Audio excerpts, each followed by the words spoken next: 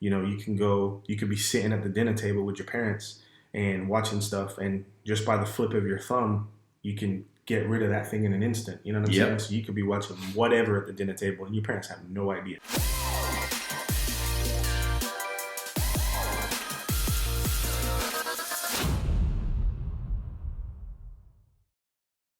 All right. What's up? What is up, guys? RLTKPHX, Real Talk Phoenix podcast, episode 4. New location again. We should be here for a while. We got it set up. Shout out to the homie AD, hanging out with us from Texas. Help us set this bad boy up. We appreciate you and we love you. Without you, we wouldn't be able to do half the stuff we do. So thank you, bro. All right. Well, we're glad to be back. It's been a couple weeks. Yep. As you guys know, I'll let you know, last time I just had my daughter, Grace. So she's about a month old now. It's been kind of crazy. Didn't sleep too much last night, but missed you guys so much. I've had so much fun recording the podcast so far. I was just excited to get back in the saddle and get this thing going. John, you been doing good? Yes, sir. Been doing good. Ready to talk about this podcast. All right, man. So topic of the day today is technology, right? As we know, this is something that teens are using like crazy. Obviously, parents are using it a lot as well. I mean, without technology, we wouldn't even be bringing you this podcast. Yep. So clearly, it's helped shape our world in very meaningful ways. And so what we wanted to do today is just go ahead and talk about how we feel like technology is affecting teenagers a little bit. What are some of the long-term ramifications that we see? And how can you as a parent engage your teenager in technology in good and wholesome ways that bring connection and build trust, right? So and it's not all negative, right? Yeah, exactly. We're going to focus on some positive things. There's some positive and there's some negative, right? I think there's a lot of times, you get those doomsday blogs. Oh no, technology is going to end the world. Yeah. Well, I mean, technology's done a lot. Like I just said, we wouldn't even be doing this podcast. We're going to drop this thing, all online. Without technology, we wouldn't be able to even do this. So thank you, technology. And I think we're in the midst of a revolution right now, a technological revolution. People are, people are kind of coming awake to the power of technology. Yeah, I think so. So, John, first question of the day. Excuse me. How is technology affecting teenagers today? What do you think? Well, I think one positive thing as far as how technology is helping is teenagers are able to make relationships with people all across the world. Yeah, man. I remember growing up, living in the city that I lived in, thinking, man, is this all the people that I'm ever going to meet and ever going to know? And in some regard, that's a good thing because you have to learn how to get along with people that maybe you don't necessarily have much in common with. Yeah. And that's a good thing. That's a good trait. But at the same time, you kind of get this idea of, gosh, I got to get out of here. I need to expand my horizons. And I really feel like technology is helping a lot of teenagers do that. Even some that are perhaps in situations where they can't get out of their location and they can't, get on an airplane and take off to Versailles or something like that and see the world. Yeah. They can kind of see the world through technology. Yeah. I mean, even thinking about my own story. So in case you guys don't know, I'm originally from England, Birmingham, England, right? Mm-hmm. And I came out here to play soccer on a scholarship. Yeah. Right. And so without technology, I wouldn't even have known about that chance or opportunity. And without technology, how would I have connected with my coaches? And how would I have sent them game film of me? And how would they have, all the different things that had to happen in order for me to even get out here. And I think about, the reality that most of my family is on the other side of the world. Yeah, great. And so point. I constantly stay in contact with them. Shout out to WhatsApp. What's up? Everybody else in the world. What's up? Everybody else in the world uses WhatsApp apart from the U.S. For the most part, anyways, in my experience, like nobody texts anymore. They use WhatsApp for everything, which is kind of crazy. Point. But it's like without it, I wouldn't be able to connect with my friends back home. I mean, I had a friend just yesterday. I was hitting him up, and he's in L.A. right now. And I was trying to ask if he was going to come through Phoenix so we could hang out. And we grew up together playing soccer together in England. He's in L.A. right now. He's not, unfortunately, he's just going to Las Vegas and he's going to head back out. That's super. But it was like, by the off chance of seeing on Facebook that he was in L.A., I hit him up like, yo, you're in L.A., bro? You know what I'm saying? Like, I'm down the street. You know what I mean? Now, it didn't work out. Right. But without that, you know what I'm saying? We wouldn't have been able to do it. Man, I think about what that means, all the people that I've met and all the people that, teenagers are meeting right now from all different parts of the world with all different types of experiences, right? And how that broadens their horizons in terms of how they understand the world and how they understand what's going on in the world and how that affects how they see and view the world, right? And so it brings me to what I think is really another important issue is that, like, they're more socially engaged, right? Yeah. Because they see the things that are happening. They see the videos on social. They see, the videos on Insta and Twitter and all those different types of things. They're seeing all these things that are happening around the world. For us, we grew up watching, news on TV. So whatever was on the TV, that's what was the news. You know what I'm saying? What ways do you see them engaging? Well, I think because I see. Let me explain what I mean. I feel like teenagers in a lot of ways are well informed, but in terms of engagement, I had heard this term a while back, in you talking about this issue of social justice and just understanding social issues. I was thinking about that Coney revolution that happened several years back. It was one of the first things that I saw on social media, the power of young people understanding some sort of atrocity that's happening in the world. There was some general in some African country where he was basically taking child soldiers.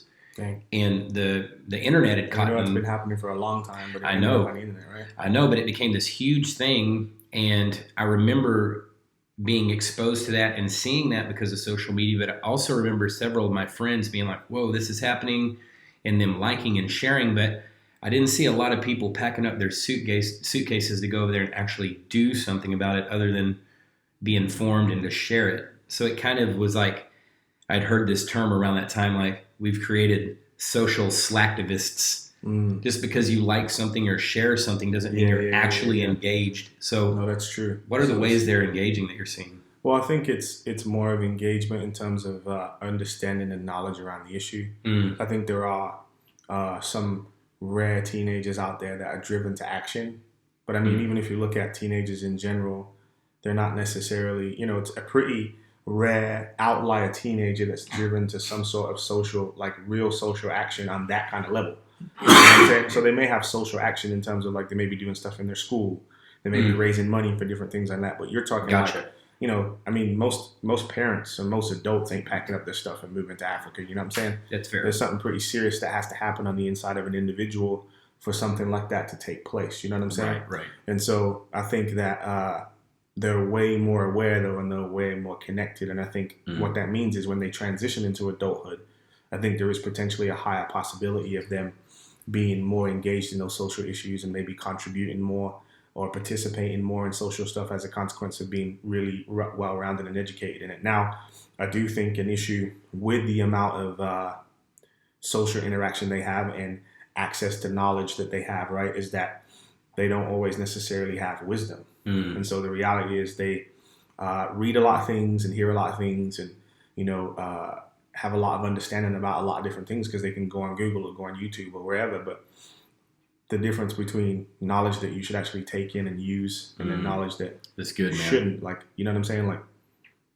what do you do with that? You know what I'm saying? Because the reality is I could read a blog and that blog could be totally whack, just to be real. You know what I'm saying? Yeah. What makes that blog credible? What makes it that I should actually listen to that thing and take that thing and actually apply it to my life or say that that's something I should believe in. You know what I'm saying? Yeah. And so there's a lot of stuff out there that's basically vying for their attention, right? Saying, hey, trust me, believe me, like I'm the right way. This is the way that you should do this thing.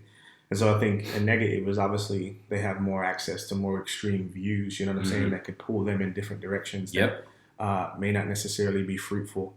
Yeah, and they don't always know how to filter that stuff, right? Exactly. And so I think that's the reality. They have access to a bunch of knowledge, but on the flip side of that, lacking wisdom and application when it comes to that knowledge. You know what I'm saying? Yep. And so I think also too, access to negative stuff, right? Right. So that's what we're talking about. Yeah, dark stuff.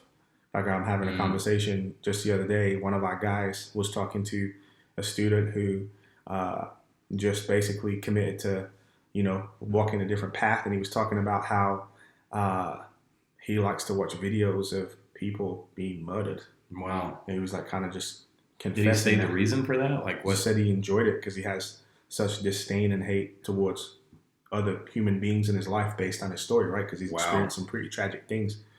But the reality is that, right, too. So now on the flip side, we have access to really good stuff and really good stories and really wholesome things. But now we have access to really bad stuff, too. Like there's all kinds of websites we can go to watch people being killed and terrible things happening to them. And we can kind of engage that darker side of the human experience, right? And Mm-hmm. the reality is there's a lot of people out there that are going through tragic, terrible things like that, or they're experiencing hate because, they've been abused or taken advantage of by somebody and don't know how to deal with that. Yeah. And now technology gives them this kind of like almost secret hidden way to dive into that thing, whatever that is on the inside of them that's drawing them in that particular direction, right? They can kind of use their phone to go look at stuff like AD was saying just a minute ago. You could be sitting at the dinner table with your parents and watching stuff, and just by the flip of your thumb, you can get rid of that thing in an instant. You know what I'm saying? So you could be watching whatever at the dinner table, and your parents have no idea. Yeah. Your family has no idea. I want to say one thing to that, though. As you were talking, it made me think about my own childhood and my own time as a teenager. And I remember at the movie store when I was a kid walking through the horror section and seeing the covers and being creeped out. And there was one movie, it was called Faces of Death. Mm-hmm. And it was like all of these films of people being killed in weird ways. I hate to admit it, but it was something that fascinated me as a teenager that I wanted to see it. But I also remember seeing it and feeling like something inside of me watching it, kind of feeling just weird, Yeah. And that's obviously seeing one video. So I can't imagine just being overwhelmed by tons of it's going to desensitize you, right? It's going to make you. I just say that though to normalize that thing, right? Right, but at the same time, the curiosity that got you there is normal. And I think that parents, when they see their kids getting curious about stuff, they freak out. And it's like, hold on, do you remember when you were a teenager and you were kind of fascinated with this stuff as well? Yeah. And I think that that's the thing that sometimes parents freak out, right? Maybe they weren't not fascinated with that stuff, and now they're seeing their child have a different experience, and it's like, whoa, that never happened to me. So why are you? And there's like a lack of understanding, right? There's confusion there. Sorry, man, I got a bit of a cold today. You're fine. Instead of really trying to engage the issue, they respond in fear, and then it just causes more of a disconnect, right? Mm-hmm. And so I think that happens too. That's I think good, man. Another thing to think about the disconnection. Is communication. That's what we're talking about, right? Yeah, it looks way different.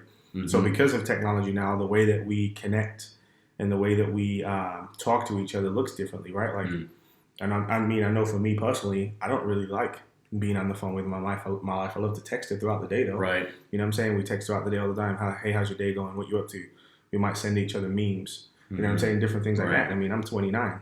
And so, I'm technically a millennial. Shout out to millennials. The most hated generation on the planet. It's all good, though. And so, yeah, we like to text back and forth. And so we don't really talk on the phone a whole bunch. We don't necessarily FaceTime a whole bunch. I usually FaceTime my family back in England. But yeah, I think about Gen Z, like when I text teenagers, about being on campus or whatever else, the easiest way to do that, honestly, is to DM them. Like, they don't even like to text that much.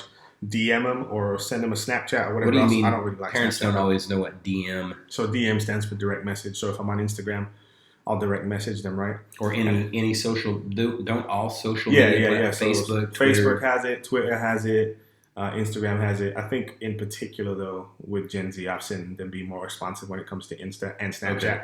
But I don't really mess with Snapchat because Snapchat's kind of, sus. Right.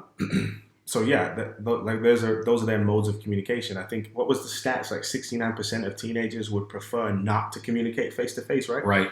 They prefer to receive. They have social anxiety over it, actually. And it's like, you call them, they don't pick up. But then if you text them, they'll respond back immediately, right? So don't even try and call them. They're not answering your phone call. Right. Shoot them a text, shoot them a DM, they'll hit you back straight away. And so it's just like this different way of communicating, right? And because parents grew up in a completely different world from them, and communication was always face to face, or they had a dial-up phone or whatever else. The fact that your kid just wants to text back and forth is like, what are you doing? Yeah. No, don't do that. We're going to do it this way. And then that even brings up a thought that I have. I was hanging out with an organization that's doing a study on Latinos right now. Mm-hmm. And so this is another layer to it. So Latinos in America are having a really interesting experience because what's happening is they're defining it as biracial. So there's this idea that, hey, they go home and they have the Latino culture, and then they come out into the world and have American culture, right? Wow. And so I can even see this translating into other homes in the sense that parents may feel like they're losing their teenager to the ways of society. And so what they do is they push back and try and tell their teenager, hey, when you're here, you have to communicate this way. You have to do things this way. You have to do things that way. Wow, that's a great And parallel. it's really generated by the fear of, hey, I'm losing my kid to their iPhone, or I'm losing my kid to their friends, or I'm losing my kid to technology, and all those different types of things. And so, like in Latino culture, that's kind of what you're paralleling, right? If I'm following your yeah. The way that so, like for them, it might be like, hey, at home you have to speak English. I mean, you have to speak Spanish instead of English, right? Because like, yo, we don't want you to lose your sense of self, wow, sense of who you are as a Latino, right? Yes, that's great. We're in America now, but I never don't thought want you to about lose it your like culture. Mm-hmm. It's kind of like my mom's was staying with us right now, and it's like there's certain things that she doesn't want me to lose as I'm English, you know what I'm saying? And so she's like, yo, certain mannerisms, saying please, saying thank you, the way you ask for things, the way you greet people, standing at the door when people are leaving your house and watch them drive away. Like those are all things that she expects me to do. And she's like, hey, don't lose your sense of self. You know what I'm saying, in that process. And that's kind of but that's her idea of what exactly, right? Yeah. Exactly. But like, she doesn't want me to lose who I am. She doesn't want me to stop being her little boy, right? Yeah. But I think all parents feel that, right? It's that sense of legacy. And when you see your children going in a way that's a little bit different from the way you raise them, and I get it if you see them going in a way that's destructive, right? But I think that's the fear we get as parents, that they're perhaps going to get involved in something that's destructive for them. And I think that's what social media can be. It can be destructive. Yeah. But it can, as we spoke on at the very beginning, there's also some quality things. There's some positive things as well. Yeah. No, that makes a lot of sense, bro. I think, too, that just thinking about it, it makes us think that they're more shallow relationally. You know what I'm saying? Yeah. Because they interact differently. It's a judgment. It is. Yeah. It's based on our understanding of the world, and then based on their understanding of the world, they interact a completely different way, right? And so good point. The way that they get into relationships, the way that they do the things that they do is all predicated on a different standard than the one that we're used to, right? So if I want to build a relationship with somebody, I go up to them, I shake her hand. Hi, my name is Jordan. Yeah. You let me know your name, and we start having a conversation. Who are you? What do you do? Where are you from? All those different types of things. Well, I mean, they build those interactions and start those interactions completely differently. Yeah. Because shoot, I mean, if you go on somebody's profile, usually half the time it tells you all that stuff. Yeah, that's true. You know what I'm saying? So you don't even need to ask them those kind of questions. So I guess it's predicated on something different. Yeah, I was thinking of this concept when I was growing up. When I played video games, I was always playing someone else's game that they designed. And the achievement was to solve their puzzle. So you were always trying to figure out if you were as smart as the guy who created the world that you're trying to conquer, right? And so in some ways that created, I think, for teenagers, at least during my time, this sense of like, whoever this video game creator is or whatever this video game is about, it's like a certain sense of like superiority or entitlement, or, like I'm the best at Madden, or I'm the best at this game, or whatever, right? Yeah. But what I'm noticing with kids, especially with younger kids, it's like, my children in particular, they've grown up in games where it's called open world, or like Minecraft, for instance, where you're creating your own world. And for them, the experience that they're having in that world is that they're not limited by anyone else's idea of what achievement should be or what goals should be. It's literally their own creativity on display. So the way they play isn't even competitive. It's not, you get what I'm saying? Like video games trained us to be competitive as teenagers. And I would say this is the playground concept, or, kids don't just play video games in solitary by their room. And I think a lot of parents see that. Look at them in their room by themselves. They're connected online to the whole world. They're playing with their friends, right? Yeah. And so even think about video games before. Video games, you had to go to a place in like your mall to play with your friends, or your friends came to your house and huddled around a Nintendo, right? Nintendo, right? Yeah. So we think video games, it's isolating them. In reality, the video games, because of the internet, because of technology, is actually bringing them into community with their friends. And it's not in a way that's sometimes it's competition, but the vast majority is like, my kids, come check out the world I created. It's more around community than it is around competition. Yeah. Which is a fundamental difference in upbringing, right? Yes. And perspective and what matters, right? Yeah. And it's a big generational difference, I think, between like Gen Z, even with like my generation, whatever you would call it, Gen X, right. And then the baby boomers. There's definitely more of a competitive ethos, I guess you'd say, in those generations. Yeah. And there's more of a cooperative in Gen Z. That's good, bro. I trace it back to technology and video games. I didn't even think about that. Yeah. Man. And I don't know if we hit on this, but I want to make it clear. I think the other thing that happens is there's this ability to hide your truest self, right? Or be completely different online from who you are in person, right? By using technology. Because what I can do is I can live out all of my hidden desires and wants, behind closed doors. I can explore those, right? And I can kind of explore those without restraint. It's kind of like, I remember when repercussion. I remember when I first moved to America, I kind of had a really tough time and a really wild experience. And the reason was because I didn't have my mom's nagging voice in the back of my head anymore telling me not to do stuff. Wow. And so I was kind of left to my own devices. And so as a consequence, left to my own devices. Yeah, there you go. As a consequence, I did what I wanted. Now, I think the same is true with some of the teenagers in this day and age, right? And I think, with all the things we got going on, I think with parents, how hard they're working and how many things they're trying to juggle and balance, sometimes it's way easier to just put a device in your kid's hand.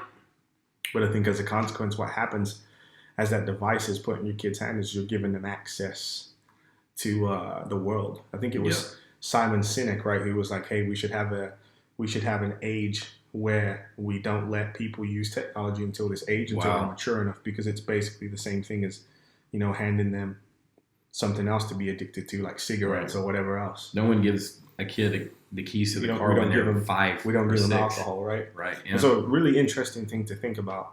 The inherent danger. Yeah. And it's like, instead of experiencing the shame and guilt of going to your parents and having them chastise you, once again, I remember we did that survey. We did a survey on like 300 kids last year in the schools that we're in.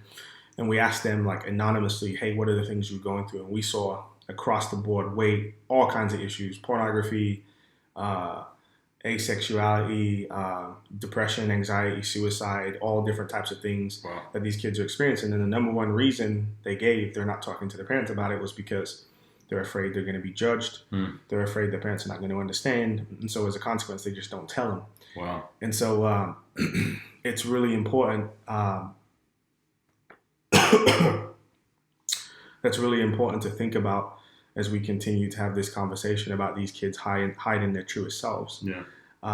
And so what they can now do with the device is they can explore that without ever having a conversation with anybody about it. Yeah. And I'd say, in terms of practically, any parent out there thinking about their teenager, what does this mean? I'll give you an example of what Jordan's talking about, of hiding yourself or whatever, or being a different person. Today, teenagers, like when I was in high school, and when several of my friends were in high school, if you wanted to flirt with someone or if you wanted to get to know someone, you had to have a fair amount of courage to approach that person. Mm-hmm. And it's true, bro. Yeah, you know what I mean? You had to be a courageous person. Talking about it with your friends, like, yo, how are we going to do this, bro? How are you going to help set me up? Yeah, exactly. Going to be my wingman, right? Right, exactly. So not only have people become less courageous when they interact, they have become, in my opinion, a little bit more worldly, fleshly, carnal, sexual, whatever you want to say. Mm-hmm. Because the way that you flirted, back in my day we called it spit and game. You had to spit game, right? To get someone interested in you, and then, whatever. The way people are flirting or teenagers are flirting or getting to know one another today, unfortunately, parents, they're sending nude pictures of themselves to each other. Yeah, and now we're talking about, sexuality and what are the long-term ramifications of engaging with technology. I think one of them is... One of the most dangerous... is when we talk about technology and its danger for me... Exploring sexuality is now completely differently. Like you said, the way that you get through the front door with somebody is you send them nudes, or they ask you to send them nudes. Yeah, and that doesn't mean all teenagers are doing that. For sure, yeah. But there's enough of them doing that where the ones who aren't feel temptation to do it. Yeah. So even if your teenager's not doing it, they're likely going to find someone or be in a relationship with someone who asks them to, and they need to know how to handle that. Or they got friends who are doing it, and like, why are you doing it, right? Because we peer all know pressure. How peer pressure works. And I know when I was growing up, it was like, hey, if I wanted to feel better about what I'm doing, I'd get my friend to do it. So I wouldn't feel like I was doing it by myself. Or, if this is a bad thing, at least it wasn't me going down by myself doing it. So if I get caught or whatever else, hey, he did it too. You know what I'm saying? Exactly. So I ain't got to go down by myself. And I think that always has a part to play when it comes to teenagers, because ultimately, like at that stage where they want to be accepted, they want to be fun, they want people to know them, they want to know people, they're exploring themselves, they're exploring the world. And so technology allows them to do that in very good ways and in very dangerous ways as well. And so I think, as we talk about the engaging in sexuality differently, is the reality that like they're engaging each other online. Once again, that can be hidden, right? Yes. Like I remember I saw this blog that was talking about these top 15 apps that parents should know about. And there was this app called Calculator. Wow. And it's not a calculator. What it actually is an app where it looks like it's a calculator, but it's a place where they hide all their secret photographs on their phone. Wow. So it's not, it looks like the calculator app, but you click on it, it's actually a secret app with a bunch of images and all those different types of things that they don't want anybody else to know about, right? And so there's all different types of things like that are at play. You know, you got kids who are on Instagram, they got their account that their family sees, and then they've got it's so easy to corrupt yourself. What is it? Is it called a ghost account or something, or a dummy account? Wow. Where basically you have another account where you like the things that you really want to like. And the reason why people do that too is because on Instagram, when you follow somebody, if you look at a certain feed, you can see what that person likes. And so if you don't want your friends to know stuff that you're looking at, right, you create another account where you can look at anything you want to that you don't have anybody on, so that nobody knows the stuff that you're looking at that you don't want anybody like to know. Anonymous. Exactly, right? And so, there's all different types of spaces where those things are happening. So we're engaging in those ways. I think obviously pornography is a no-brainer in terms of this space, right? That's a dead horse, right? Yeah, I mean that was the first thing I realized with technology. You know, whoa, you can get access to pornography in ways you never had access to before. Yeah, and I mean, I'm grateful that I mean, like, if I had grew up in a space where I had access to a phone, and like I could get porn on demand, right, I might be way more messed up than I am right now. And that's good. That's good for us to hear, because part of the reason why we are where we are is because there was a time in our lives where we didn't have technology. Yeah, we didn't have access like this. So we know the difference, right? These kids, all they have known is this stuff. And we wonder why they're anxious and why their mental health is the way it is. They've been exposed to death, murder, and all kinds of crazy stuff you could imagine from the time they were kids. It's true. And if you think about that stuff will traumatize you. I can't tell you how many times, like, you know, I'm even thinking about with YouTube Kids, you know, when those crazy videos come up. The Momo Challenge Challenge stuff, the Blue Whale Challenge, like all those different things that are happening and on technology, through technology, when kids accidentally click on something, you know, and they're not necessarily looking for that thing. It just, they clicked on the wrong button, or a pop-up came up, or a video popped up that wasn't supposed to pop up, and now it's taking them into a world that they didn't even know existed, right? And it wasn't because, you know, parents were being unprotective or any of those types of things. It's just technology, like, that stuff's happening in that space. And there are people that are predators and do want to draw people out and do want to get people tied up into the wrong things. Right. You know what I'm saying? And so, absolutely. And so, yeah, man, I think about the effects of pornography on this generation. You know, they're doing these studies that conclude that basically watching a whole bunch of pornography will cause your brain to look at another human being as an object. Wow. So they can detect, like, they can do brain scans, and the brain scan will literally show that you're looking at this person the same way you would look at like a lamp. It's just an object. Right, and it's not your brain's not functioning in the sense that it's interacting with a human being. And so, what is that telling us? It's telling us that, like, we're being taught to objectify each other, right? I mean, obviously, in pornography, usually it's the woman that's being objectified, right? Yes. Unless you're talking about other types of pornography, right? And this is the thing I think that, you know, is happening a lot right now. There's a lot of guys and gals who are engaging with each other in social media, and then they're ghosting each other quickly. And I think part of the reason for that is they find themselves using the other person, whether it's sending pictures or communication or whatever. And then when you're done with that person and you move on to the next, like, they don't ever talk or communicate.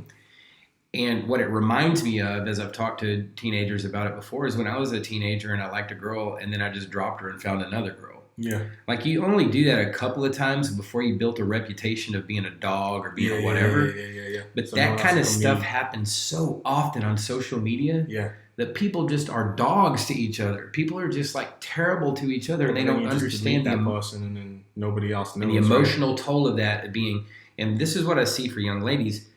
They handle it, and I could be wrong, I'm not a doctor, but they handle that stuff emotionally when they get ghosted or whatever, or they share something differently than guys do.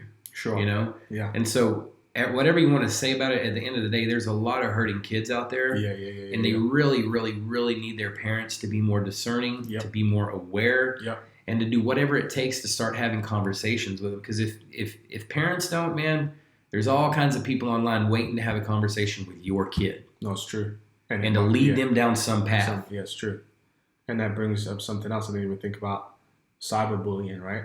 So there's also the reality that back in the day, if I was facing a bully at school, I'd go home, I could go talk to my parents about it. You know what I'm saying? Get some courage from my parents. Right. Catch a break, you know, get encouraged by my friends, come up with a plan on how I was going to fight my bully or whatever it is I was going to do, right? And now in this day and age, it ain't possible because you go home and you're getting terrorized online as well as getting terrorized at school in person. So it's this constant, and like, once again, to them, this is the real world. This is literally part of where they exist, right? We can't emphasize that existence, right? It's not this. It's not this like cyber reality. It is reality, right? For them, because they've been able to create existence. Yes, exactly. And I mean, that's how the social space is set up, right? The social space Yeah. is set up for it to be created around things you like and things you want to be a part of. The algorithms and the data and the way that it's tracking you and the way that it's putting things in front of you that you want, right? It's allowing you to create your own world where you're, for lack of a better term, God. Yeah. Just to be honest. And so, like, we're just seeing how that's, affecting sexuality. And obviously, ultimately, what we're talking about here is how that's affecting relationships, too. How that's going to affect how people interact. This reality that we're constantly connected and never disconnected, right? So we're never finding rest. We're never finding peace and separated and, connecting with ourselves, like, just being at peace and being present in the moment. We're always connected to future or past, right? We're never like actually here. We're always waiting for the next moment or thinking about the last moment instead of being present right here, right now. Like I can touch you, yo, we're together, shooting this podcast, enjoying this moment. You know what I'm saying? Yeah. And so I think that affects the way they interact in terms of relationships. And then, like you said, that's good, man. Also the nature of the reality of how they build those relationships and how quickly they turn them on and off. And then because of the pornification of culture, also what they engage in those relationships for, right? So they're constantly being trained like, hey man, get into these relationships, get nudes, get what you want out of these relationships. It's your world, you created it, and then leave whenever you want, right? Man. And so that's not the real. And then you got to think about it this way as well. That. Like, why wouldn't they? Because they've seen their parents' marriages fail. They've seen their parents get divorced or never get married, right? That's true. And so, like, all of those things are contributing to who they are as a person, how they view the world, and what they're going to go on and do, and how they're going to interact in relationships with one another, right? And what kind of friendships they're going to have, and how those friendships are going to work themselves out. That can't be I was trying to say that earlier. It can't be overemphasized enough, I think, especially to parents out there. To your child, most likely, the real world to them is not this flesh and blood world that we live in, but is their identity online through social media, because they're able to create in that space exactly who they want to be. True. So, what are some ways that parents can engage in technology with their teenagers in helpful ways? Yeah, I think, obviously, you don't want to just run in there and take away something that you've already given. Yeah. There's going to have to be a conversation with your teenager at some point about the dangers. And likely your teenager knows more about the dangers than you do. That's probably true. Because they've been using the technology. Yeah. So we're kind of learning this stuff. These kids have been using technology from the jump. Yeah. Right? True. And so the issue is that they need to know if there's any sort of danger or any sort of thing that's freaking them out online, that's causing them anxiety or to worry. You need to create an environment with your teenager where you can talk about the kind of stuff that they're seeing. Some of it could be that they intentionally are going to look. Who hasn't done that out of curiosity? Yeah. Right? And so there doesn't need to be this heavy hand, in my opinion, when you're dealing with it. There needs to be this level of understanding and this sense of warning. Like, hey, I don't want you to go down this path. Hey, I'm here for you. Affirming that you're there for them. And affirming it in a way that they will respond. And this goes back to what you were saying earlier. We keep trying to pull them out of their world into ours because we think that ours is the real world or more better or whatever. And there could be some merit to that, but that's a different argument, right? Sure. We are trying to deal with where teenagers are and how to get them out of this dark place that some of them are in, or prevent them from going into a dark place. Mm-hmm. And so I think that the way that you approach that conversation has to be, look, I'm your ally. I have, as far as a parent, I'm your ally. I have your best interest in mind, and I understand that this stuff is dangerous. And I'm not here to accuse or condemn you over any of that stuff because I understand how easily you can get tripped up and not even be trying to look. So the approach that you take, I think, is super, super important as a parent. And basically let them know, I understand how dangerous it is, and I'm your ally. I'm on your side. I want to help you navigate these waters and come out on the other end without any problems. No doubt. That makes a lot of sense. I think we were talking earlier on this, and you had said at a conference there were a couple of specific things that the guy had shared that parents needed to know. One of them, if you were wanting to train your kids to have them look at some stuff, or did you want to talk about that right now? Or? Yeah, definitely. I want to mention something that you were just hitting on. You were talking about the reality of technology and kind of affirming them and walking with them in that space. I think the important thing to recognize as you do that is like technology is something that shapes their world. And so to have them not engage in it at all is kind of putting them at a disadvantage, right? Because if you think about think about how jobs and all the different types of things, the way that we're working now, the way the world is working, the way that we're engaging, the way that we're making money. Spending money, right? It's heavily predicated on devices. And so the reality is, in order for them to be successful in the world that they're growing up in, they're going to have access to this. So we can't like fully just pull it away from them and say, oh, you just can't use it, because it's like, it could almost be akin to being like, hey, you're just not going to go to school.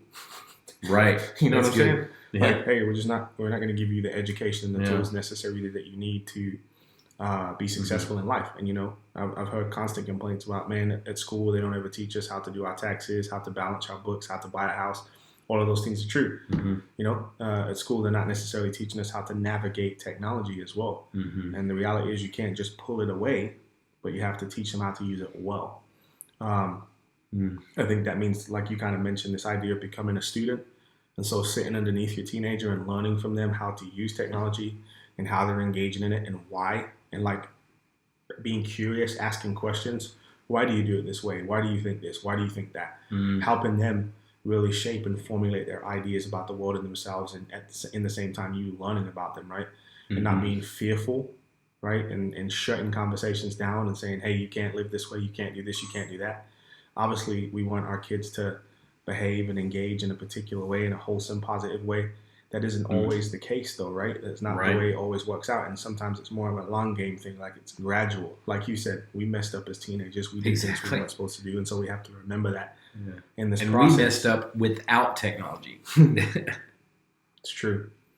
And so to mention those few things that John kind of said, there's this guy, I think it's called the Center for Generational Kinetics. And he's talking about different generations and how to engage them. And he gives some really helpful tips in terms of engaging teenagers right now.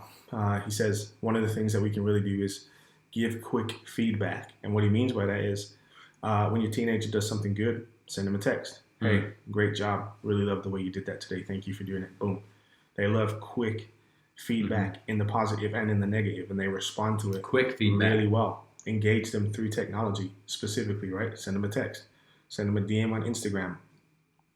They'll respond back, and they'll appreciate the feedback. Another thing to consider as well is like use real tangible examples when you want them to do something. So instead of explaining to them how to do something, send them a YouTube video. It's so great. Because then they can watch the YouTube video as many times as they want, and they can do the thing the way that you want them to do it, because you're the one who sent them the YouTube video. Right. And then also another thing to consider is that they like to know the end and work backwards, because then it gives them clarity on where they're trying to go and how they're going to get there. And so when you're asking them to do something or asking them to engage in a particular type of behavior, if you help tell them the outcome and then work backwards, it's way more effective in terms of their response to it. It's kind of like a lot of kids these days like to get all the cheat codes, see what happens at the end of the game, and then they start the game all over again and work all the way through because they want to see what happens at the end first. Interesting. Right? And so just a couple of tips that we wanted to give you guys that we got from this Center for Generational Kinetics. Great stuff. That's good stuff, man. I think their website is called like genhq.com or something like that. Really valuable information. They're doing great work. But as we always do, we just wanted to wrap up this conversation today with a little bit of Christian perspective. Obviously, we believe as Christians, technology is a tool. It's a neutral in its, whether it's good or bad, right? It's not necessarily bad or good, but how we use it determines what happens. And so ultimately what we want to teach our teenagers to do is to navigate technology well, right? And ultimately what we want to teach them is that they're not the God of their world, but there is a God who is the God of the world. And he's given you this tool, and what you're to do is to use this tool for the embetterment of yourself and the embetterment of people around you. I mean, technology gives us the ability to do incredible things in this day and age and connect with all different types of people all around the world and help them, you know what I'm saying, grow and develop. And I think that's a godly Christian idea, right? We care about people, we care about the world, and technology gives us the ability to empower and to share who God is, share the love of Christ, right? And then also show it in how we interact with people and how we love people, how we care for them, and how we do different social things on their behalf. Yeah, man, that's good stuff. So cool. I couldn't say it any better, man. That's good. Okay. All right. RLTKPHX Real Talk Phoenix podcast, episode 4 in the books. Cuatro in Espanol. Yeah, man. So if you guys like what you heard, you can go ahead and follow us on social or on YouTube. Obviously, this is where you'll be watching that video. So go ahead and hit the like button and subscribe. And our platform as well. If it's helpful. RLTKPHX. Share it with somebody. Yep. RLTKPHX.org is a platform we created specifically to help parents engage in more meaningful conversation with their teenager. We believe that you guys should be the rightful influencers of your teenager's destiny. And so we wanted to give you guys resources to help you in that journey, right? And so you can go on our website. It's free to gain access and use our tools however you wish. Share them with somebody. Maybe you know somebody who needs them or you need them yourself. Please send them on. 100% free. RLTKPHX is where you'll find us. We're RLTKPHX on Twitter and Facebook as well. We will talk to you guys soon. Peace. Peace.